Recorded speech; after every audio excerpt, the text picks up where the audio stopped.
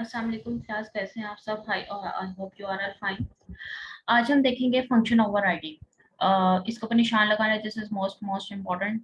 What is function overloading and what is function overriding, इन दोनों के दरमियान डिफरेंस जरूर पूछते हैं।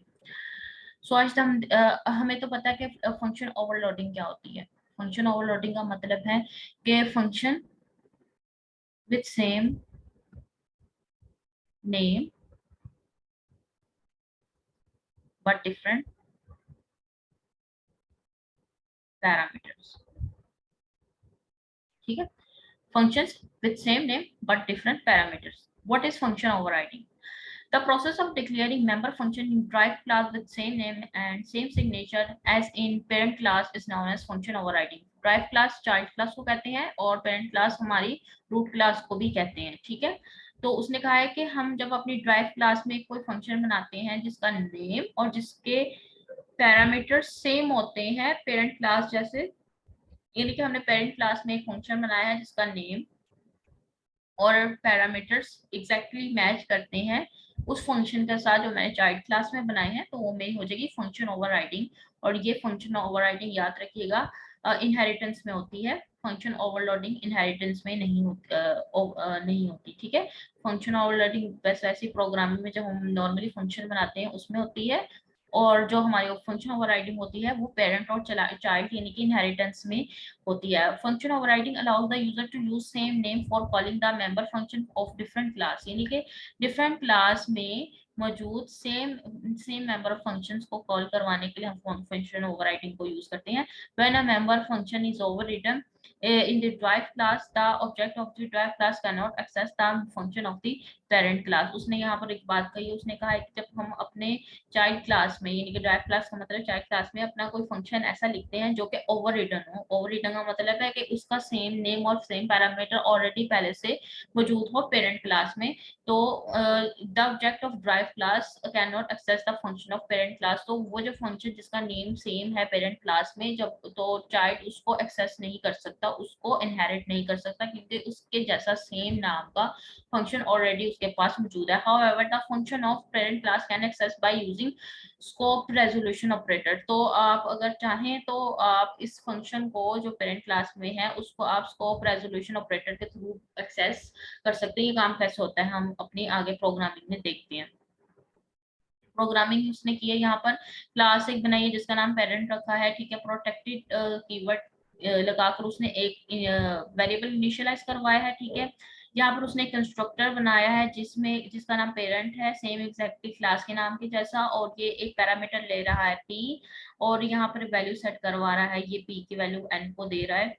कोई भी वैल्यू जो यूजर पुट करेगा या जो हम यहाँ पर डालेंगे हार्ड कोड में, वो n में जाएगी, और n के बाद ये यहाँ पर शो होगी शो वाले फंक्शन में। अब यहाँ पर ये मेरी पेरेंट क्लास ओवर हो चुकी है। अब यहाँ पर मेरी चाइल्ड क्लास आ रही है। चाइल्ड क्लास का नाम हमने चाइल्ड ही रखा है, और यहाँ पर इसकी इनहेरिटेंस करवाई है ये डॉट डॉट लगाकर, पब्लिक इनहेरिटेंस करवाई है, और साथ में और नाम रखा है हम यहाँ पर हमने पेरेंट का क्लास का नाम लिखा है। ठीक है, प्राइवेट हमने यहाँ पर एक चार्ट टाइप का वेरिएबल करवाया है। ठीक है, और यहाँ पर एक हमने यहाँ पर एक कंस्ट्रक्टर बनाया है जिसका नाम चाइल्ड है। ये क्या कर ले रहा है, ये दो वेरिएबल्स ले रहा है, दो पैरामीटर्स ले रहा है, एक चार्ट टाइप का और एक इंट टाइप का, और यहाँ पर हम इनहेरिट करवा रहे हैं पेरेंट का m। ठीक है, और साथ में हम ch करवा रहे हैं c। वर्ड शो क्या करेगा, वैल्यू को शो करवाएगा। वैल्यू को शो करवा रहा है यूजर। अच्छा, यहाँ पर अब फंक्शन ओवरराइडिंग हो रही है।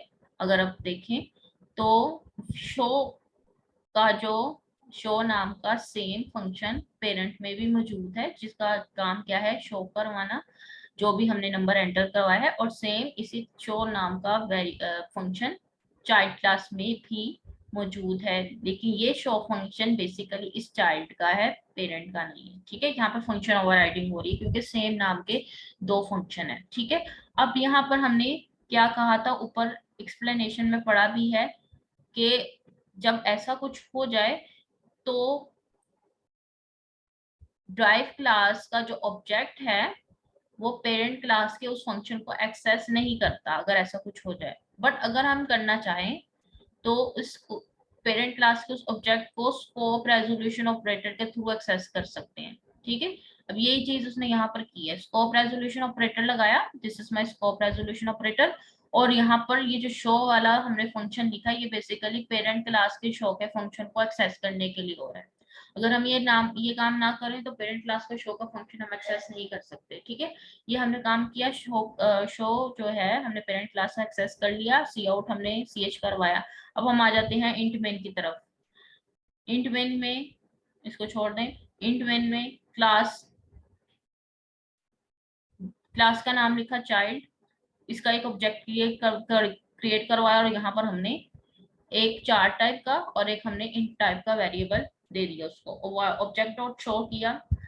अब हम जब यहाँ पर ऑब्जेक्ट डॉट शो करवाएंगे तो पेरेंट का जो हमने एक्सेस किया था वो भी चलेगा यहाँ पर रिपोर्ट, और जो हमने चाइल्ड का करवाया था वो भी, यानी कि बेसिकली जो चाइल्ड का है वो ओवरराइड हो जाएगा पेरेंट के भी। तो अगर मैं बात करूं तो पहले चाइल्ड का चलेगा, चाइल्ड जो कंपाइलर है वो चाइल्ड के शो के बटन शो के फंक्शन में जाएगा, और जब वो नीचे जाएगा इसकी बॉडी में तो वो देखेगा कि पेरेंट का जो शो का फंक्शन है वो भी यहाँ पर इनहेरिट किया गया है। तो ये कंपाइलर डायरेक्टली यहाँ पर मूव हो जाएगा इस वाले शो के फंक्शन में और इसकी इस स्टेटमेंट को रन करेगा। तो बेसिकली सबसे पहले ये वाली स्टेटमेंट रन होगी और उसके बाद ये वाली स्टेटमेंट रन होगी। तो पहले मेरे पास एंड प्रिंट होगा, जो भी मैंने एंड में यहाँ पर प्रिंट करा यानी कि 100, और उसके बाद मेरे पास ये @ प्रिंट होगा। यहाँ पर हम एक और प्रोग्राम देख लेते हैं, write a program that declares two classes, जो कि टू क्लासेस को डिक्लेयर करवाए। द पेरेंट क्लास का नाम क्या हो, सिंपल। ठीक है, और that has two data members, जिसमें दो डाटा मेंबर्स यानी कि दो वेरिएबल्स हो ए और B, to store two numbers, जिसमें हम किसी तरह के दो नंबर स्टोर करवाएंगे। इसमें 4 फंक्शन होंगे, पहला फंक्शन ऐड का, दूसरा सब्ट्रैक्ट का, तीसरा मल्टीप्लिकेशन का और चौथा डिवीजन का। ऐड का हमारे पास क्या करेगा, दो नंबर्स को, इन दोनों नंबर्स को ए और बी को ऐड करेगा, सब्ट्रैक्ट का इन दोनों को माइनस, ये वाला दोनों को मल्टीप्लाई और ये वाला दोनों को divide. The child class is also called complex. अब यहाँ पर चाइल्ड क्लास हम जो डिक्लेयर करवाएंगे उसका नाम क्या होगा, कॉम्प्लेक्स, जो कि ओवरराइड्स करेगा ऑल फोर फंक्शन, यानी कि जो ये चार फंक्शन जो हम बेसिकली पेरेंट में बनाएंगे, ये पेरेंट की क्लास में बनाएंगे बेसिकली। तो यहाँ पर ओवरराइड चूंकि इसने वर्ड यूज किया है और फंक्शन, तो यही सेम नेम के साथ ये चारों फंक्शन हम कॉम्प्लेक्स की क्लास में भी बनाएंगे। Each function in the child class check the value of data members. ठीक है, हर फंक्शन जो भी हम बनाएंगे अपनी चाइल्ड क्लास में, ये चेक करेगा वैल्यूज डाटा मेंबर की, डाटा मेंबर यानी कि ए और बी की। It calls the corresponding member function in the parent class if the value are greater than 0, यानी कि यहाँ पर बेसिकली वो पहले चेक करेगा वैल्यूज को जो भी यहाँ पर ए और बी में होंगी, और उसके अकॉर्डिंग जो भी वैल्यू गिवन होंगी उसके अकॉर्डिंग इनमें से कोई एक फंक्शन जो है वो कॉल करवाएगा फ्रॉम पेरेंट। ठीक है, if the values are greater than 0, यानी कि हमारी वैल्यूज ग्रेटर देन 0 होनी चाहिए, अदरवाइज डिस्प्ले एरर मैसेज। अगर ए और बी की वैल्यू 0 है तो एरर मैसेज डिस्प्ले करा देगा, अदरवाइज वो इनमें से कोई फंक्शन कॉल करेगा। तो अगर मैं यहाँ पर अपना प्रोग्राम लिखूं तो ये मेरी लाइब्रेरीज होगी सिंपल। क्लास का नाम मेरे उस पास उसने क्या कहा था, सिंपल होना चाहिए, तो मैंने सिंपल नाम के क्लास इनिशियलाइज करवाई। मेरे पास वेरिएबल उसने कहा था ए और बी होने चाहिए, मैंने प्रोटेक्टिव के साथ मैंने इंट टाइप के दो वेरिएबल इनिशियलाइज करवाए। यहाँ पर अपना एक कंस्ट्रक्टर बनाया जिसका नाम मैंने सिंपल रखा, और इसकी इनिशियल वैल्यू ए और बी की मैंने सेट कर दी 0। ठीक है, अब यहाँ पर सबसे पहले मैं वैल्यू लूंगी यूजर से एज अ इनपुट। ठीक है, उसका नाम मैंने in रख दिया। यूजर को क्या एंटर करो, वैल्यू ए की और बी की। ठीक है, उसके बाद ऊपर उसने क्या कहा था, आपने ऐड का, सब्ट्रैक्ट का, मल्टीप्लिकेशन का और डिवीजन का अपने फंक्शन बनाना, तो मैंने वही उसी नाम से बनाया ऐड का, जो कि क्या कर रहा है, दोनों वैल्यूज को ऐड, सब्ट्रैक्ट का जो कि दोनों वैल्यू को सब्ट्रैक्ट कर रहा है, ये मल्टीप्लाई कर रहा है और ये डिवीजन कर रहा है। यहाँ पर मेरी क्लास हो गई ओवर। अब यहाँ पर मैं अपनी चाइल्ड क्लास बना रही हूँ कॉम्प्लेक्स नाम की, जो कि इनहेरिट हो रही है पब्लिक के साथ। हो गई है इनहेरिट। अब यहाँ पर पब्लिक के साथ कीवर्ड लगाकर मैंने ऐड का वही वाला फंक्शन जो मैंने ऊपर बनाया था, यहाँ पर मैं नीचे कॉल करवाने लगी। ठीक है, ऐड का जो नेम है बिल्कुल सेम एग्जैक्टली वही मैंने नीचे करवा दिया। अब ये क्या क्रिएट कर देगा, फंक्शन ओवरराइडिंग की कंडीशन क्रिएट कर देगा। उसने ऊपर मुझे स्टेटमेंट कहा था कि जब आप ये फंक्शन दोबारा से ओवरराइड करेंगे तो पहले आपने चेक करना है कि ए और बी की वैल्यू 0 से बड़ी हो। अगर 0 से बड़ी नहीं है तो एरर मैसेज आपने जनरेट करवा देना। तो सिंपल यहाँ पर इफ की स्टेटमेंट लगेगी जो कि देखेगी कि इफ की ए की value greater than equal to 0 है या बी की value greater than equal to 0 है। अगर दोनों sorry smaller than equal to 0, अगर दोनों में की वैल्यू 0 या 0 से छोटी यानी कि माइनस में हुई तो आपने क्या देना, invalid values, error message generate करवा दिया। एल्स आपने क्या करना है, ये जो ऐड का फंक्शन पेरेंट में लिखा था उसको कॉल करवा देना है। पेरेंट के फंक्शन, पेरेंट का नाम क्या था, सिंपल। आपने यहाँ पर ये वाले डॉट्स लगा देने और उसके बाद ऐड का फंक्शन, ये बेसिकली कौन सा ऐड है जो कि पेरेंट क्लास का है। यहाँ पेरेंट क्लास के ऐड का फंक्शन का नाम लिखा और दैट्स इट, आपका ये फंक्शन कंप्लीट हो गया। सिमिलरली इफ वॉइड सबका लिखेंगे तो आपने पहले ए और बी की वैल्यू चेक करनी है और यहाँ पर एरर मैसेज जनरेट करवा देना है। अगर आपका ये ट्रू होता है तो ये वाला मैसेज शो होगा, अदरवाइज आपने पेरेंट क्लास का सब वाला फंक्शन एग्जीक्यूट करवा दें। इसी तरह मल्टीप्लीकेशन के लिए भी और डिवीजन के लिए भी आपने यही काम करना। आपका यहाँ पर चाइल्ड क्लास ओवर हो जाएगी। अब आप आ जाते हैं इंट मेन की तरफ। अपनी क्लास का नाम, जो चाइल्ड क्लास का नाम है वो लिखते हैं कॉम्प्लेक्स, उसका एक ऑब्जेक्ट बनाते हैं OBJ, OBJ dot add, OBJ dot in, OBJ dot add, OBJ dot सब, मल्टीप्लाई, डिवीजन। पहले ओबीजे डॉट ऐड जब आएगा तो उससे बात है आपके पास वैल्यू क्या होंगी, इनिशियल 0 होंगी ए और बी में, तो आपके पास एरर मैसेज आ जाएगा इनवैलिड वैल्यूज का। उसके बाद ओबीजे डॉट इन जब कॉल होगा तो आपके पास वो कहेगा कि एंटर वैल्यूज, यूजर से कहेगा वैल्यू एंटर करो। वैल्यू एंटर करवाने के बाद वो दोबारा से ऐड का फंक्शन कॉल करवाएगा। अगर आपकी वैल्यू 0 या 0 से छोटी है तो फिर से एरर मैसेज जनरेट होगा, अदरवाइज आपको ऐड करके वो आंसर शो करवाते हैं। इसी तरह सब्ट्रैक्शन, मल्टीप्लिकेशन एंड डिवीजन, तो इस तरह से आप काम करेंगे। ये नेक्स्ट प्रोग्राम आप लोग खुद देखेंगे और इसको आपने टैब पर रन करके भी मुझे बताना है कि हुआ या नहीं। अब आ जाते हैं टाइप ऑफ इनहेरिटेंस की तरफ। टाइप ऑफ इनहेरिटेंस हम पहले भी काफी टाइप पढ़ चुके हैं, बट इसमें जरा हम ज्यादा डिटेल में पढ़ लेते हैं। तो हमने देखा है कि parent class can be inherited using private, protected, private and protected. ठीक है, ये दो हमारी होती हैं। Private private type of inheritance, अब यहाँ पर पब्लिक इन्होंने नहीं लिखा, बेसिकली यहाँ पर पब्लिक भी आना चाहिए था। ठीक है, तो यहाँ पर आप एक पब्लिक भी लिखें। The type of inheritance define the access status of parent class in the drive class, यानी कि स्टेटस बताती है इनहेरिटेंस का कि वो हमारी प्राइवेट है, पब्लिक है या प्रोटेक्टेड है। पब्लिक इनहेरिटेंस की अगर बात की जाए,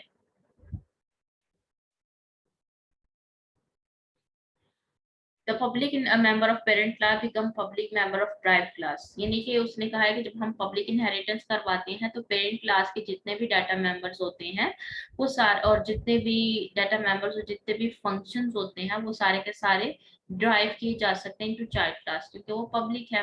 protected members of parent class become protected members of drive class, यानी कि अगर मैंने अपनी क्लास को प्रोटेक्टेड रखा है तो जितनी भी मैं इनिशियलाइज करवाऊंगी डाटा मेंबर्स वो सारे के सारे ऑटोमेटिकली प्रोटेक्टेड हो जाएंगे इनटू ड्राइव क्लास, यानी कि चाइल्ड क्लास में भी वो प्रोटेक्टेड हो जाएंगे। इसी तरह प्राइवेट अगर मैं रखती हूँ तो पेरेंट क्लास में अगर वो सारे प्राइवेट हैं तो ऑटोमेटिकली चाइल्ड क्लास में भी वो प्राइवेट ही कंसीडर किए जाएंगे।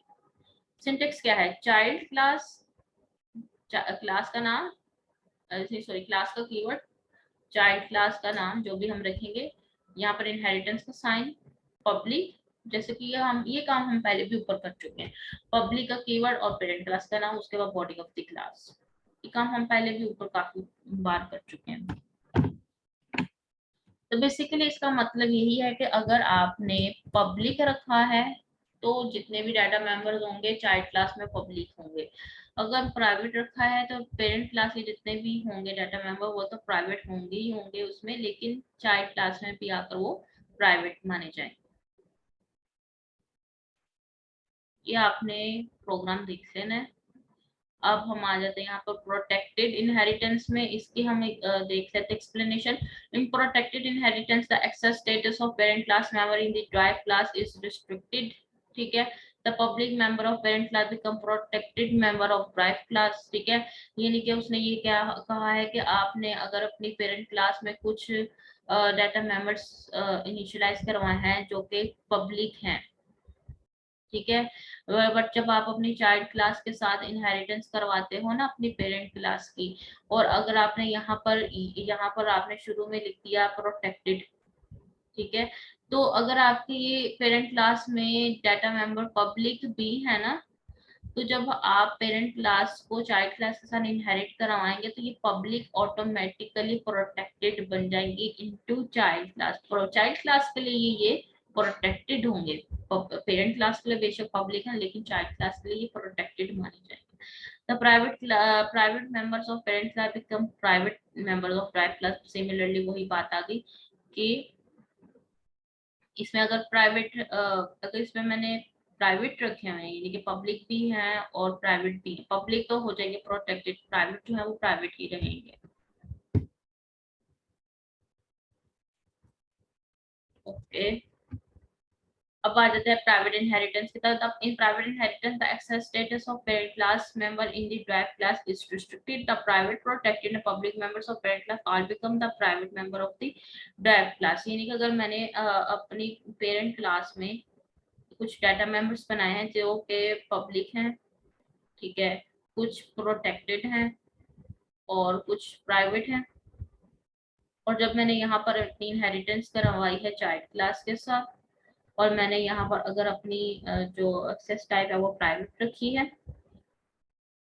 तो जितने भी पब्लिक और जितने भी प्रोटेक्टेड जितने भी प्राइवेट है वो सारे के सारे क्या हो जाएंगे, प्राइवेट हो जाएंगे फॉर द चाइल्ड क्लास। यानी कि पब्लिक मेंबर्स भी प्राइवेट हो जाएंगे, प्रोटेक्टेड मेंबर्स भी प्राइवेट हो जाएंगे, और प्राइवेट तो रहेंगे ही private for the child class. अब आ जाता है मल्टी लेवल इनहेरिटेंस की तरफ। What is multi level inheritance, इसके ऊपर पहले भी हम लेक्चर देख चुके हैं, कॉन्सेप्ट देख चुके हैं, तो हम एक बार इसको फिर से रिवाइज कर लेते हैं और इसके साथ आज हम इसका कोड भी देखेंगे। A type of inheritance in which a class is derived from another class is called multi level inheritance. यानी कि ये मेरी क्लास है, for example class number A, ठीक है, ये क्लास बी ने इसको इनहेरिट किया हुआ, ठीक है, ये क्लास बी ने इस क्लास ए को इनहेरिट किया है। इसका मतलब ये है कि ये इसका पेरेंट है और ये इसका चाइल्ड है। लेट्स सपोज एक और क्लास है क्लास सी, जो कि जिसने इनहेरिट किया है खुद को बी के साथ, यानी कि ये क्लास अब चाइल्ड हो गई है और ये बी जो है इस सी के लिए क्या बन गई है, पेरेंट बन गया। तो this is my multi level inheritance. ठीक है, इन मल्टी लेवल इनहेरिटेंस हम member of parent class are inherited to child class and member of child class are inherited to grandchild class. यानी कि अगर ये पेरेंट है, ये child है, तो ये क्या बन जाएगा, ग्रैंड चाइल्ड। अब यहाँ पर अगर किसी की एग्जाम्पल देखें तो ये इस तरह से होगी कि क्लास ए हमने बनाई, ठीक है, क्लास बी हमने बनाई और इसकी इनहेरिटेंस करवाई क्लास ए के साथ, फिर इसी तरह तीसरी क्लास करवाई सी और इसकी इनहेरिटेंस करवाई क्लास बी के साथ, जो कि ऑलरेडी खुद एक चाइल्ड है। एग्जाम्पल देख लेते हैं। लाइब्रेरी सेट करवाई क्लास ए, प्राइवेट इंट ए, उसके बाद पब्लिक हमने करवाई उसका एक फंक्शन जो कि इनपुट ले रहा है यूजर से ए की और इसको ए में स्टोर करवा रहा है, उसी तरह आउटपुट करवा रहा है ए की वैल्यू। यहाँ पर क्लास भी इनिशियलाइज करवाई, उसकी इनहेरिटेंस करवाई ए के साथ, एक और हमने इनिशियलाइज करवाया वेरिएबल बी, इनपुट लिया यूजर से। अब यहाँ पर इनपुट लिया यूजर से तो ए जो है मेरे पास क्या है यहाँ पर, पेरेंट क्लास, ठीक है, ए, और यहाँ पर मैंने डॉट्स लगाए और इन का फंक्शन यानी कि इनपुट का फंक्शन जो ए का था वो मैंने कॉल करवाया यहाँ पर। उसके बाद मैंने यहाँ पर यूजर से कहा कि आप बी की वैल्यू एंटर करें, आउटपुट करवाया यहाँ पर, और यहाँ पर मैंने जो ए का जो है यहाँ पर पेरेंट क्लास का आउटपुट का फंक्शन भी यहाँ पर मैंने कॉल कर, बेसिकली यहाँ पर फंक्शन ओवरराइडिंग हो रही है। जो इन क्लास का फंक्शन वो यहाँ पर भी मौजूद है, वो यहाँ पर और ए में भी मौजूद है। तो बेसिकली यहाँ पर फंक्शन ओवरराइडिंग होती है। जब फंक्शन ओवरराइडिंग होती है तो अपने पेरेंट क्लास के जो फंक्शन है सेम नेम का फंक्शन, उसको इनहेरिट करवाने के लिए ये काम हमने करना होता है, इसीलिए हम यहाँ पर काम कर। अब यहाँ पर फंक्शन सी आ जाता है, जो कि सेम इन और सेम आउट वाला फंक्शन जो है वो इनिशियलाइज करवा रहा है। यहाँ पर उसके डाटा मेंबर का नाम क्या है, सी। अब यहाँ पर फिर से इनहेरिटेंस, फिर से फंक्शन ओवरराइडिंग हो रही है। तो इस बार क्योंकि इसके पेरेंट का नाम बी है, तो हम बी के साथ डॉट लगा के इनका फंक्शन कॉल करवाएंगे, बी के साथ डॉट लगा के आउट का फंक्शन कॉल करवाएंगे। लास्ट में जब हम इंट मेन की तरफ आएंगे तो मेरे पास इस वक्त चाइल्ड क्या है, इन तीनों में से सी। सी उसका object, object dot in, object dot out. जब ऑब्जेक्ट डॉट इन कॉल होगा तो पहले वो सी के क्लास में जाएगा, सी की क्लास में जाएगा। सी की क्लास में जाकर वो देखेगा कि जो मेरे पास पेरेंट बी है उसके अंदर भी इनका फंक्शन सेम इसी तरह का, यानी कि फंक्शन ओवरराइडिंग हो रही, कंपाइलर को पता चल जाएगा। वो क्लास बी के इनके फंक्शन में जाएगा। जब क्लास बी के इनके फंक्शन में जाएगा तो उसे क्लास ए मिलेगी। वो क्लास ए के फिर इनके फंक्शन में जाएगा, उसको रीड करेगा और उसकी सारी की सारी जितनी भी स्टेटमेंट्स है उसे रन करेगा। इस तरह से हमारे पास एट आंसर आएगा। नेक्स्ट आपने एग्जांपल खुद देख लेनी है।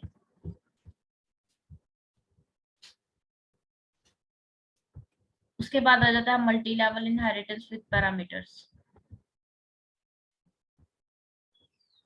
अच्छा, multi-level inheritance with parameters. The member function in multi-level inheritance can pass the value to the member function to pay of parent class। यानी कि उसने कहा है कि member function in multi-level inheritance, multi-level inheritance में जब हम member function बनाते हैं, can pass the value to the member functions to the parameter to parent class। यानी कि जो उनके जितने भी पैरामीटर्स की वैल्यूज हैं वो अपने जो पेरेंट क्लास के मेंबर फंक्शन है उसमें भी वो पास करवा सकते हैं। व्हेन अ फंक्शन इज ओवररिटन, जब कोई फंक्शन ओवरराइट हो जाता है। The member function in child class cause the member function in the parent class. जैसे कि हमें पता भी है कि जब फंक्शन ओवररिटन हो जाता है और चाइल्ड क्लास में हम चाइल्ड क्लास का जब हम फंक्शन लिखते हैं तो हम पेरेंट क्लास का जो फंक्शन होता है इस तरह से डॉट लगाकर उसको ओवरराइट कर लेते हैं ताकि पेरेंट क्लास की फंक्शन की इनहेरिटेंस हो सके। It also send parameter value to the function. अभी तक हमने जितने भी एग्जांपल देखी हैं उसमें आप देख सकते हैं कि फंक्शन बिल्कुल सिंपल था। उसमें जो ओवरराइड हो रहा था फंक्शन बिल्कुल सिंपल था। उसमें किसी भी तरह की पैरामीटर्स की वैल्यू जो है वो नहीं लिखी हुई। ठीक है, ये देखिए इनका फंक्शन है, किसी भी तरह की वैल्यूज पैरामीटर में नहीं लिखी हुई, सिंपल फंक्शन था विदाउट पैरामीटर। अब हम देखने लगे ऐसा फंक्शन जो कि ओवरराइड भी हो रहा है और उसमें कुछ पैरामीटर भी पास हो रहे हो, तो उसे कैसे हम हैंडल करेंगे। हम यहाँ पर अरे लिख देते हैं, क्लास ए डाटा मेंबर। अच्छा जी, हमने यहाँ पर एक सेट नाम का फंक्शन बनाया है और इसमें पैरामीटर पास हो रहा है जो कि इन टाइप की वैल्यू ले रहा है और एक्स ए को असाइन कर रहा है। आउटपुट का एक फंक्शन जो कि कोई पैरामीटर नहीं ले रहा, सिर्फ आउटपुट शो करवा रहा है। सेकंड क्लास हमने बनाई, उसको इनहेरिट करवाया ए के साथ, हमारी यहाँ पर क्या है, पब्लिक है। अब यहाँ पर वॉइड सेट यानी कि सेम वो ही ऊपर वाला नेम का फंक्शन यहाँ कॉल करवाया गया है, फंक्शन ओवररिडन हो गया। अब यहाँ पर पैरामीटर्स की तरफ आते हैं। पहला क्या है, इंट, दूसरा भी क्या है, इंट। उसके बाद a dot set m, function overridden जब भी होती है हमें ये काम करना होता है, और दैट्स इट। उसी तरह वॉइड आउट बिल्कुल सेम एग्जैक्टली ऊपर वाले फंक्शन की तरह है, बट इसमें कोई पैरामीटर पास नहीं हो रहा। यहाँ पर फिर से फंक्शन ओवरराइडिंग हो रही है। ए के इस आउट के फंक्शन को कॉल करवाने के लिए काम करेंगे, सी आउट करेंगे और दैट्स इट। लास्ट में एक क्लास सी और एक और क्लास बनाई, इसको हमने बी के साथ इनहेरिट करवाया, वही काम। सेट करवाया, इस बार 3 पैरामीटर्स पास करवाएंगे, ठीक है। और यहाँ पर सेट का फंक्शन जो बी के लिए है वो करवाएंगे, और इसी तरह यहाँ पर आउटपुट का फंक्शन जो है बिल्कुल सेम उसी नाम के साथ करवाएंगे। बी बी का जो आउटपुट का है इनहेरिट करवाएंगे यहाँ पर फंक्शन, और बाद में ये काम मतलब। अच्छा, यहाँ पर एक जरूरी बात जो मैं आपको बताऊं, ए, ठीक है, क्लास में हमने क्या करवाया, ए, इसकी वैल्यू पास करवाएंगे एक्स के थ्रू, ठीक है। जो भी हम एक्स को पास करवाएंगे वो एक को असाइन हो जाएगा। तो कितने पैरामीटर्स यहाँ पर, डाटा मेंबर कितने, एक, और पैरामीटर भी कितने होंगे असाइन, एक, 5। अब यहाँ पर कितने डाटा मेंबर्स हैं, 1, तो पैरामीटर्स 2 असाइन हो रहे हैं। हालांकि पैरामीटर एक होना चाहिए था जैसे ऊपर हुआ, ये 2 किस लिए, एक पैरामीटर इसका पेरेंट क्लास के लिए है, देखें एम यहाँ पर जा रहा है और एन इधर जा रहा है। ये पैरामीटर्स पेरेंट क्लास के लिए, ये पेरेंट क्लास यानी कि ये इसके लिए, ए के लिए, और दूसरा जो है एन वो बी के लिए। तीसरी बार जब हो रहा है यहाँ पर अगेन, ये देखें सी, सी है तो उसके लिए एक होना चाहिए था, बट यहाँ पर 3 हो रहे हैं। पहला किस लिए है, ए के लिए, ठीक है, ये देखिए यहाँ पर ए के लिए। दूसरा क्या है, बी के लिए, ठीक है, बी क्लास के डाटा मेंबर के लिए। और तीसरा के जो है वो सी क्लास के लिए, के लिए 3 वैल्यूज हैं, 3 पैरामीटर्स। इंडिविजुअल में आ जाए, क्लास का ऑब्जेक्ट बनाया 1 2 3, 1 किस में जाएगा, क्लास ए के डाटा मेंबर में, 2 क्लास बी के डाटा मेंबर, 3 क्लास सी के डाटा मेंबर में। ऑब्जेक्ट डॉट आउट, हमें आउटपुट शो हो जाएगा। इस तरह से हमारा पैरामीटर्स वाला काम कंप्लीट। अच्छा जी,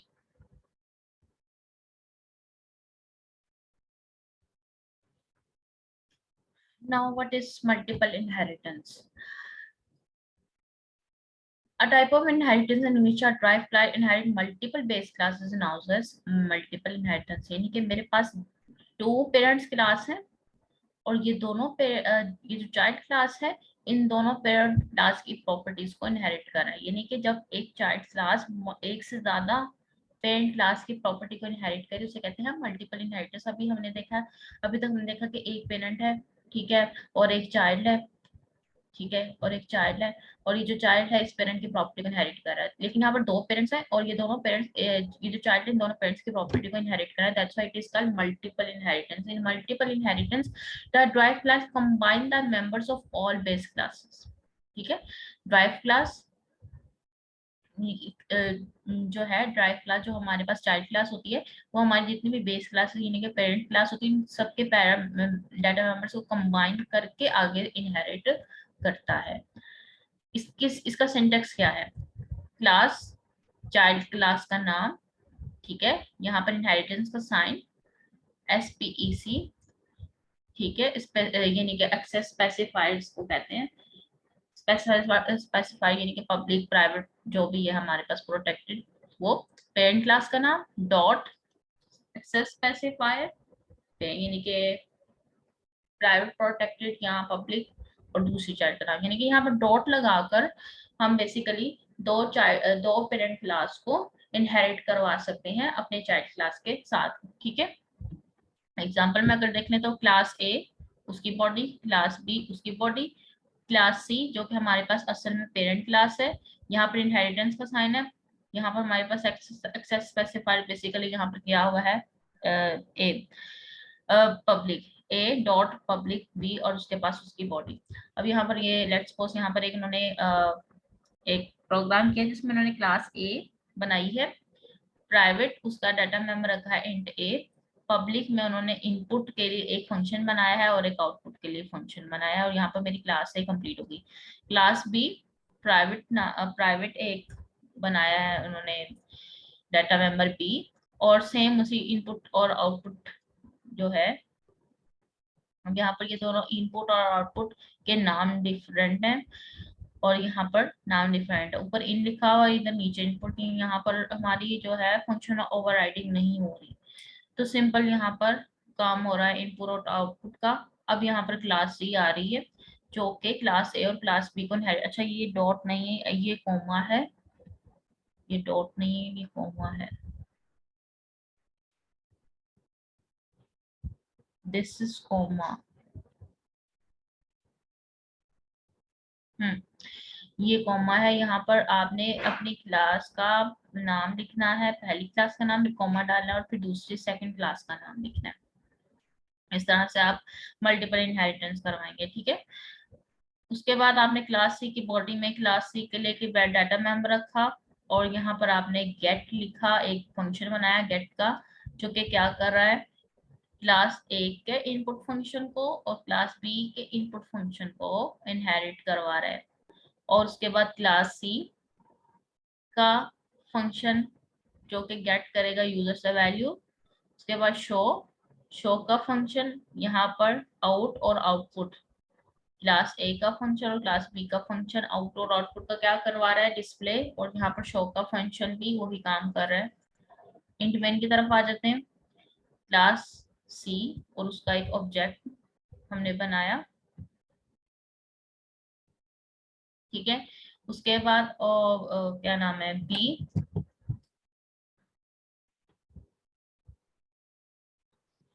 उसके बाद हमने यहाँ पर ऑब्जेक्ट बनाया, object dot gate, object dot show, और एट इन हमारा सिस्टम कॉल, हमारे पास ये मल्टीपल इनहेरिटेंस हो गई।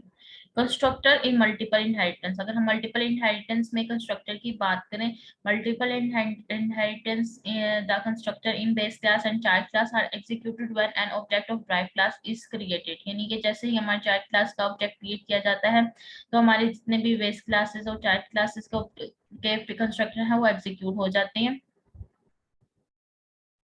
The constructor may accept parameter or they can be without parameter, जैसे कि पहले भी बताया कंस्ट्रक्टर विद पैरामीटर भी हो सकता है और विदाउट पैरामीटर भी हो सकते हैं। अगर मैं कंस्ट्रक्टर विदाउट पैरामीटर की बात करूं तो क्लास ए, ठीक है, यहाँ पर मैंने कंस्ट्रक्टर बनाया विदाउट पैरामीटर, जो कि मेरा किसी तरह का जो स्टेटमेंट है वो शो आउटपुट जो है हमारा शो करवा रहा है, स्टेटमेंट को एज ए डिस्प्ले करवा रहा है। इसी तरह क्लास बी का एक मैंने कंस्ट्रक्टर बनाया, वो कोई किसी तरह का मैसेज प्रिंट करवा रहा है। क्लास सी यहाँ मैंने बनाई है जो कि इनहेरिट करवा रही है ए और बी को, यहाँ पर कोमा मैंने लगाया, अगेन मैं बता रही हूँ यहाँ पर आपने कोमा लगाना है, ठीक है। पब्लिक क्लास सी का कंस्ट्रक्टर जो कि इनहेरिट हो रहा है क्लास बी के और क्लास ए के कंस्ट्रक्टर को करवा रहा है, ठीक है। अब यहाँ पर पहले क्लास बी लिखा फिर क्लास ए का कंस्ट्रक्टर भी लिखा, क्योंकि इसका मतलब ये है कि पहले आपने सी से ऊपर पहले क्या करवाई है, क्लास बी करवाई है, यानी कि पहले क्लास बी का कंस्ट्रक्टर लिखा हुआ है, फिर उसके बाद उससे ऊपर आपका क्लास ए का कंस्ट्रक्टर लिखा हुआ है, दैट्स व्हाई यहाँ पर ऐसे लिखा हुआ है।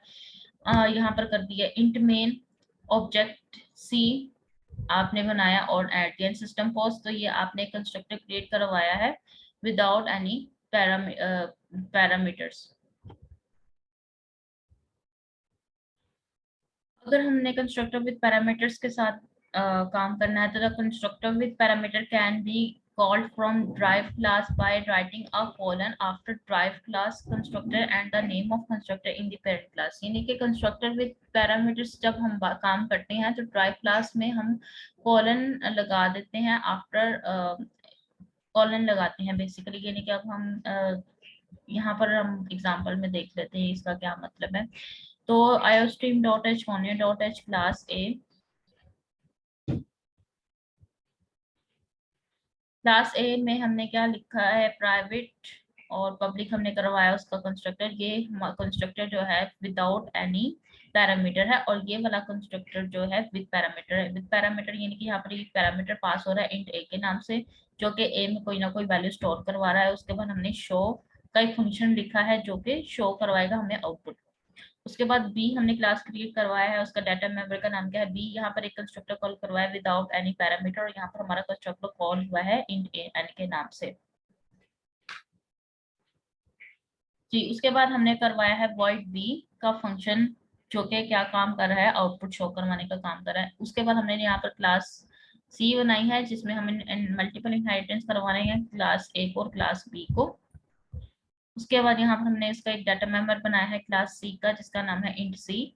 यहाँ पर कंस्ट्रक्टर हम कॉल करवा रहे हैं विदाउट एनी पैरामीटर, ठीक है। ये वाला हम काम ऊपर देख चुके हैं। अब हम देखने वाले हैं constructor with parameters int x, int y, int z, a x and b y। लेकिन जो सी वाला है ये 3 पैरामीटर्स पास करवा रहा है, वो क्यों? असल में ये पहला पैरामीटर ए के लिए है, क्लास ए का, यानी कि यहाँ पर एक्स लिखा भी हुआ है। दूसरा पैरामीटर बी के लिए, जैसे कि वाई यहाँ लिखा हुआ है। और तीसरा पैरामीटर इसका अपना जो है, जो इसने यहाँ पर ऊपर क्रिएट करवाया है डाटा मेंबर, उसके लिए। ठीक है, सी इज इक्वल टू सी। अब जब हम शो में जाएंगे तो शो का ए के लिए जो शो का हमने बनाया था फंक्शन वो कॉल करवाएंगे, बी के लिए जो शो का फंक्शन कॉल करवाया था लिखा था वो कॉल करवाएंगे, और यहाँ पर सी की अपनी जो हमारी शो की स्टेटमेंट होगी वो लिखेंगे। इंट मेन में जाते हैं, सी ऑब्जेक्ट 1 2 3 एंड दैट्स इट। अब ए, ये जो 1 है ए में जाएगा, 2 बी में और सी 3 में।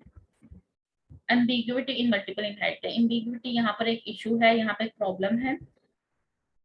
असल में जब हमारे पास जब दो पेरेंट क्लास है, यानी कि पेरेंट क्लास यानी कि ये ए और ये बी, जब हम इसमें कोई डाटा मेंबर लिखते हैं, लेट्स सपोज मैंने यहाँ पर एक डाटा का नाम एक फंक्शन बनाया जिसका नाम है शो, और यहाँ पर भी मैंने एक फंक्शन बनाया जिसका नाम है शो, दोनों सेम नाम हो गए। ठीक है, अब यहाँ पर मेरे पास एक और क्लास है जिसका नाम है सी, जो कि इनहेरिट करवा रही है इन दोनों क्लासेस के डाटा मेंबर को। तो जब कंपाइलर इन दोनों के डाटा मेंबर को कंबाइन करके यहाँ पर इसको इनहेरिट करवाएगा, तो कंपाइलर कंफ्यूज हो जाएगा कि मुझे इन दोनों में से कौन से शो का फंक्शन इनहेरिट करवाना चाहिए सी को। ठीक है, क्योंकि दोनों के नाम सेम है। तो इस इश्यू को हम कहते हैं ambiguity. An important issue in multiple inheritance is the issue of ambiguity. The ambiguity is created in multiple inheritance. The name of the function are similar in two or more parent classes. Compiler cannot determine which function to execute. Compiler को समझ नहीं आता कि मैं कौन सा function execute करूँ when the object of drive class attempt to execute the such function. Example देख लेते हैं। क्लास A यहाँ पर फंक्शन करवाया है शो का, क्लास बी यहाँ पर भी फंक्शन का एक शो का एक फंक्शन एग्जीक्यूट करवाया है, क्लास सी ने इनहेरिट करवाया है। अब इसके बॉडी में कुछ नहीं लिखा, सिर्फ इनहेरिटेंस की। अब यहाँ पर हम एक ऑब्जेक्ट को करवाने लगे हैं एग्जीक्यूट, ऑब्जेक्ट डॉट शो। अब यहाँ पर ऑब्जेक्ट डॉट शो उसने कहा है कि भाई इसको एग्जीक्यूट करो। जब वो ऑब्जेक्ट डॉट शो में जाएगा तो यहाँ पर भी शो लिखे, यहाँ पर भी शो लिखा। अब कंपाइलर को समझ नहीं आएगा इन दोनों में से कौन सा एग्जीक्यूट करवाना है मुझे, यहाँ पर ये कंफ्यूजन क्रिएट हो जाती है। अब हमें एम्बिग्युइटी रिमूव करनी है। अगर ये प्रॉब्लम क्रिएट हो जाए और हमें एम्बिग्युइटी रिमूव करवानी है तो उसका क्या मेथड है? ऑब्जेक्ट, उसके लिए हम क्या करते हैं, ऑब्जेक्ट डॉट ए और इस तरह से शो, ऑब्जेक्ट डॉट बी और इस तरह से show. Another way to remove the ambiguity in multiple inheritance is to overload both function in the drive class. एक और मेथड ये है कि हम ओवरलोडिंग करवाते हैं।